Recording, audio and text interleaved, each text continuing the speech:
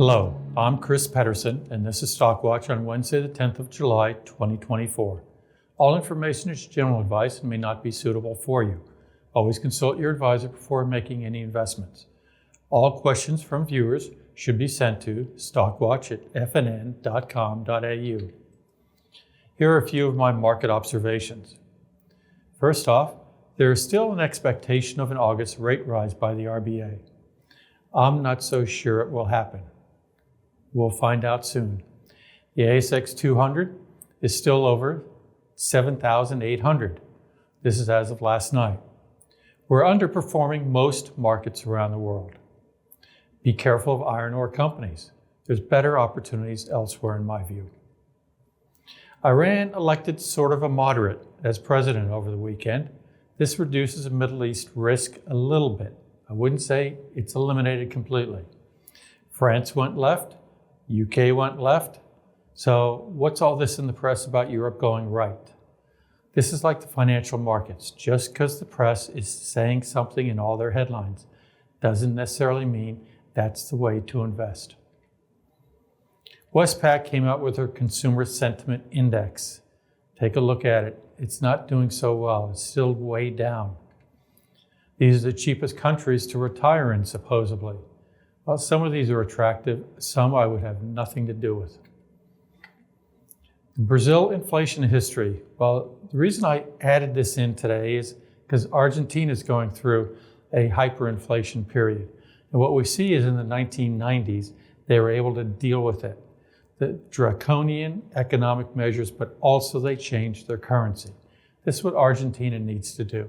Currently, inflation in Argentina is over 250%. This is unsustainable.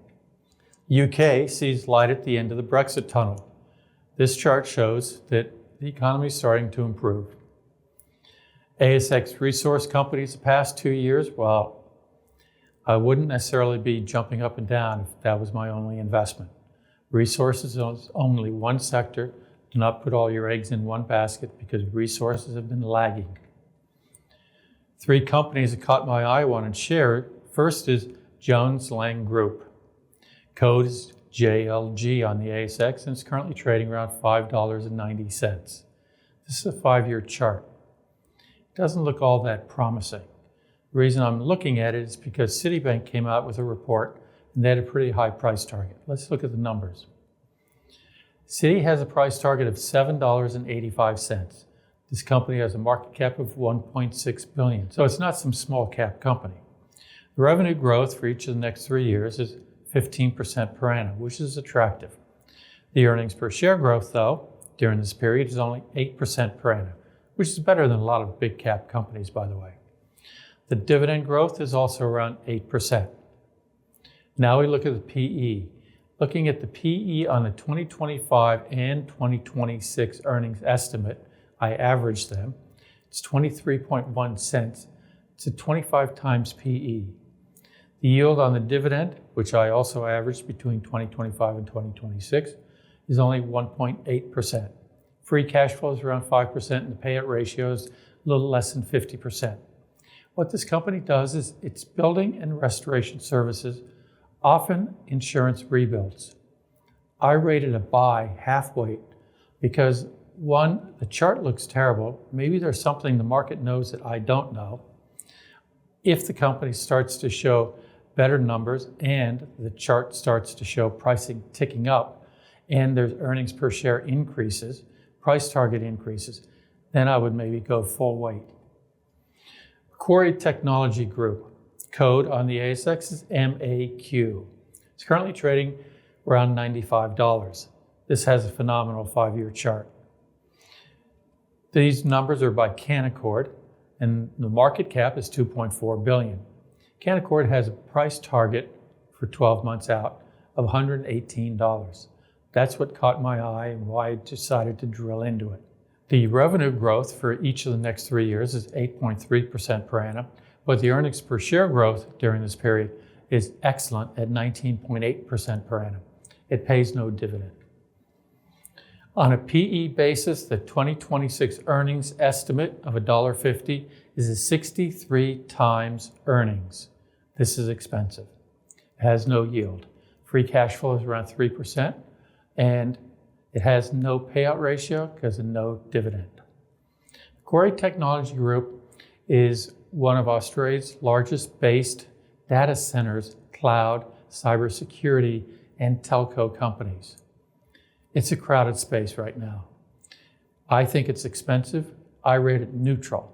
I don't rate it as a sell because it is in a popular sector. Data centers are growing, but more and more companies are getting into it. Rolls-Royce.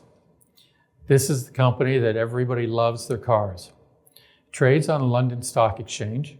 It is a British company. However, it's no longer owned by the British, but all the manufacturing is in England. It's currently trading at 447 pence. Look at the chart. It's extraordinary. These are UBS estimates. It has a market cap in Aussie dollars around 71 billion. Price target by UBS is 550 pence. The revenue growth rate for this year and the next 2 years is a little over 10%. The earnings per share growth in this period is almost 20%, and the dividend growth is 18% per annum. All very solid numbers. The PE on the 2025 earnings estimate of 20.5 pence is 21.8. So with these growth rates and this PE, Rolls-Royce is cheap in my book. The yield on the 2025 dividend estimate of 4.1 pence is less than 1% at 0.9. Free cash flow is 7.5%, and the payout ratio is 20%. So Rolls-Royce has many different divisions. One is power for air, sea, land vehicles, civil aerospace, mostly airplane engines, defense, also airplane engines and some other components, power systems, and they're also involved in new markets such as SMRs. That stands for small modular reactors. There aren't any in operation right now. However, this is something that with uranium, nuclear power, everybody's talking about, and Rolls-Royce is trying to develop one to be cost effective. I rate it a buy. As always, if you want to learn anything I've covered today, send an email request to stockwatch@fnn.com.au and request me, Chris Pedersen. I will get back to you. Hope you have a profitable week. Thank you.